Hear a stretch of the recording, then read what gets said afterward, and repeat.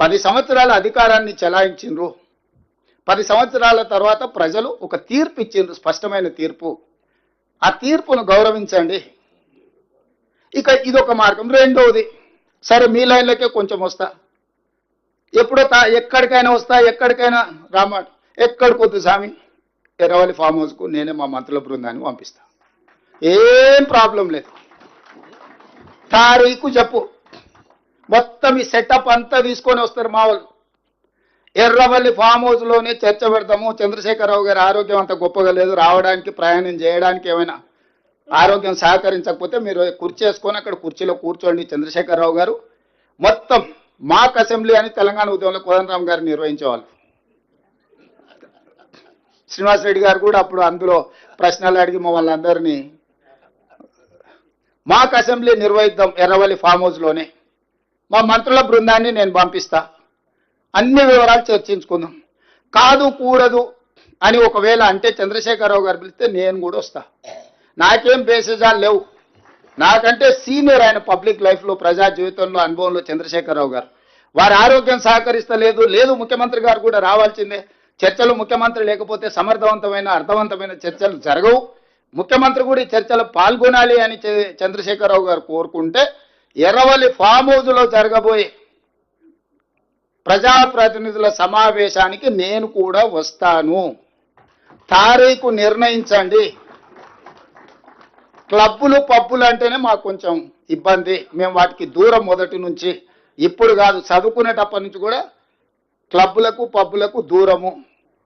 ఈ తెలంగాణ వచ్చినప్పటి నుంచి వాటి మీద ఎన్నో బైక్ ఛాలెంజ్లు చేసినాం, గంజాయికి డ్రగ్స్కు వ్యతిరేకంగా ఎన్నో నిర్ణయాలు తీసుకున్నాం.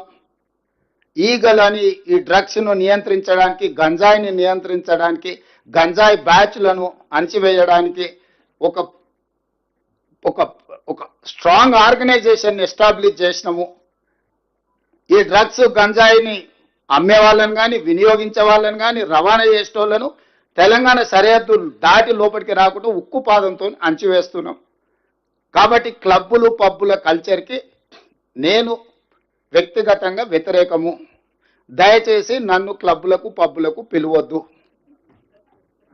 అయితే అసెంబ్లీకి పోదాం, లేకపోతే శాసన మండలికి పోదాం. కాదు కూడా పెద్ద ఆయన ఆరోగ్యం బాగాలేదంటే ఎర్రవల్లి ఫామ్ హౌస్ కూడా నేను వస్తా. ఇది నా సూచన.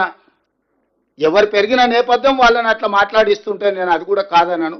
నేను ఊర్లో వ్యవసాయ కుటుంబంలో పెరిగి పొద్దున్నే అన్నం తిని బయలుదేరే అలవాటు. ఈరోజు కూడా పొద్దుగాల 8కి బయలుదేరిన అన్నం తిని బయలుదేరుతాను నేను, మళ్ళీ రాత్రి ఇంటికి వచ్చే వరకు అన్నా. శ్రీహరి గారు అట్లా కుదరదు, అదేంది మాకు అంటారు. కానీ కొన్నిసార్లు మనం కొన్ని వెసులుబాట్లు కల్పించాల్సి వస్తుంది, మినహాయింపులు ఇవ్వాల్సి వస్తుంది.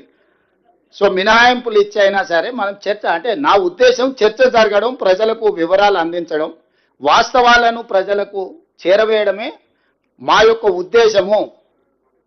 ఇక్కడ ఈ సమావేశాన్ని పెడితే ఒక మాజీ మంత్రి గారు ఫోన్ చేసి మా శ్రీధర్ బాబు గారికి, అట్లెట్లా మీరు అక్కడ పెట్టుకుంటారు, మీరు పెట్టుకోవడానికి లేదు కదా అంటాడండి. ఇది ప్రజాభవన్. ఇక్కడ ప్రజలు వచ్చి రెగ్యులర్గా రిప్రజెంటేషన్స్ ఇస్తారు. ప్రజా సమస్యలకు పరిష్కారం కోసమే ఇది కట్టింది. ఇది ఘడి కాదు, కొద్ది మందికి పరిమితమైన వేదిక కాదు. ప్రజలు ఎవరైనా బాజాప్తా రావచ్చు, చెప్పుకోవచ్చు, ధర్మగంట కొట్టవచ్చు. ఇక్కడ ధర్మగంట కొడితే ప్రభుత్వం పలుకుతుంది, వాటిని పరిష్కరిస్తుందని. ధర్మగంట కొట్టడానికి రాజులు ఉన్నప్పుడు, రాజ్యాలు ఉన్నప్పుడు కూడా ధర్మగంట ఉండేది. పౌరులు వచ్చి ఆ గంట కొడితే ఏంది నీ సమస్య అని వినడానికి వేదిక ఉండేది. రాజరికంలో కూడా ధర్మగంట ఉండేది. అలాంటిది మీరు ధర్నా చౌక్ బంద్ చేస్తారు, ధర్మగంట బంద్ చేస్తారు, వీటిలల్లో గద్దరన్న లాంటి వాళ్ళకు ప్రవేశము నిషేధిస్తారు.